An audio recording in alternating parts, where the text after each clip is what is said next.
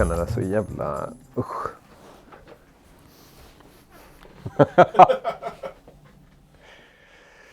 Jag heter Peter Anneback och är ordförande för Hamnfyran i Göteborg. Och vi organiserar 85% av hamnarbetarna i containerterminalen.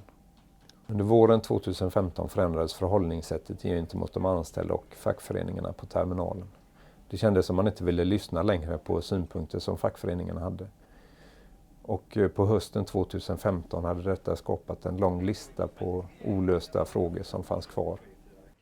Förhandlingsvägen kom ingenstans i detta, utan i april 2016 så röstade medlemmarna för en konflikt.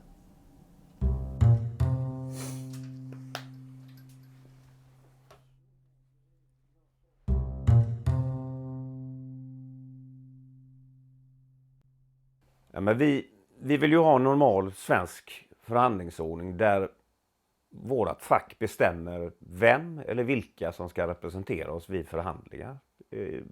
Hur basic som helst.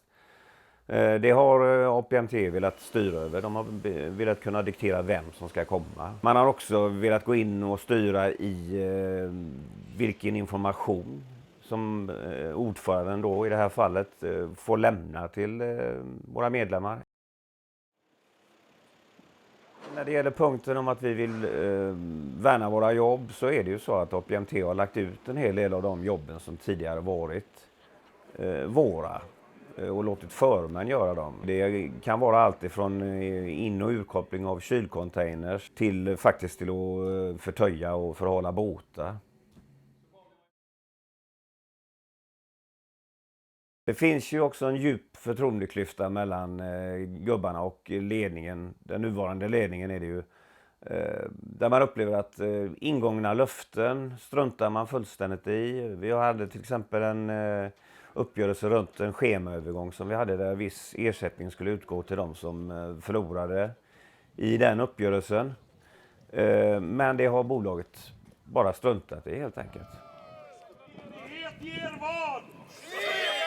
Enighet ger vad? Det är en bra idé om jag vet vad jag vill säga.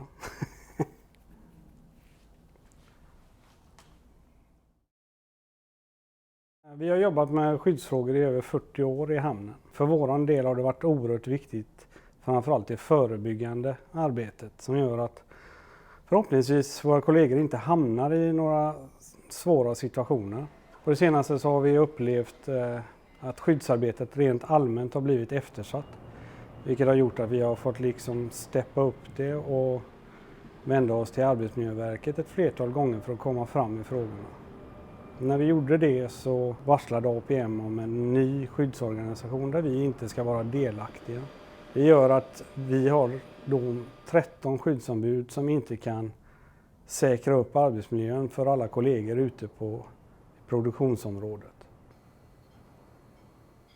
Borde du klippa ihop det?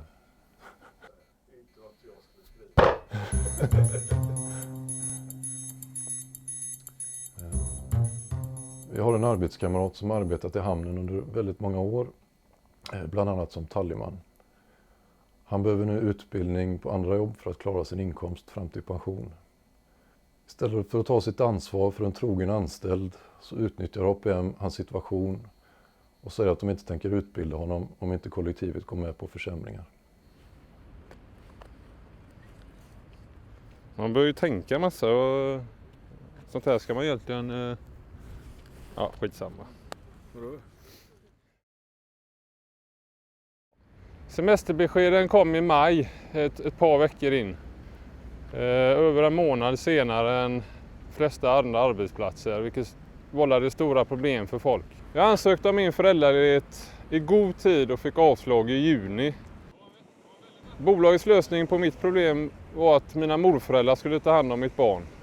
Kändes fullständigt orimligt. Det var flera andra med mig som var i samma situation. Efter 4 timmars strejker, en avkylningsperiod under sommaren 2016, har vi under vintern nu också haft strejker och övertidsblockader. Inför julen erbjöd vi APM fredsplikt i 3 månader för att kunna förhandla fram en helhetslösning efter de riktlinjer som APMs vd kommunicerat med IDC. This past December I met with the APM Terminal CEO, Henry Christensen, to support the establishment of created a constructive talks. Following this meeting, I worked with the Swedish Dock Workers Union to draft a proposal which we took to APM Terminals. This proposal, our proposal, which we present to APM Terminals, include measures to increase the productivity, efficiency, and in order to send a strong message, a positive message to our customers. I think APM Terminals has been reluctant to accept this proposal because it really lays the groundwork for cooperation throughout the industry, which has been traditionally very divided. Det senaste utspelet från APMs ledning är ju att man hotar med att säga upp 25-30 fastanställda och ungefär lika många visstidsanställda hamnarbetare.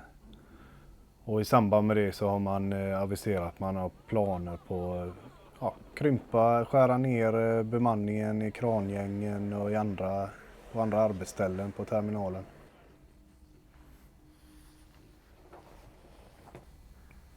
Det blir så tilt i huvudet, Erik. Det är väldigt blandade stämningar egentligen, eller reaktioner. Först oro, såklart. Det är aldrig roligt att riskera att förlora sitt jobb. Sen tror jag många känner sig trängda av företaget. Under alla de här ombyggnationerna och nya maskinerna och datasystem, och det har varit väldigt mycket som har hänt de sista åren här, så har man ändå försökt göra sitt yttersta för att det ska funka. Och efter att många har kämpat och försökt ge allt så kommer ju detta då. Många är förbannade. Många är besvikna på hur man blir behandlad. De vill nog skrämma oss kanske. Ja, om man tänker så, det är vrida klockan tillbaka till 60-talet.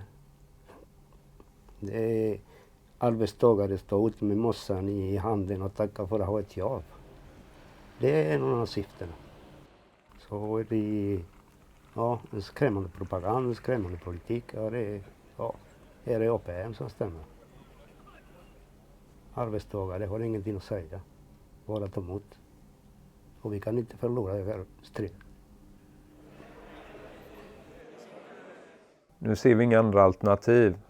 2017 kommer vi trappa upp konflikten och kommer även begära konkret hjälp från hamnarbetarfack runt om i världen. The APM Gothenburg dispute is an eerie echo of the Liverpool dispute, which occurred 20 years ago. The difference today is that we have the tool of IDC. We are making a big request to our affiliates, to our people, to give in the future, in the short future, a strong and coordinated answer on international level to all APM terminals, because we are looking to a solution that we didn't find until the day today. So we are ready to work, we are ready to fight.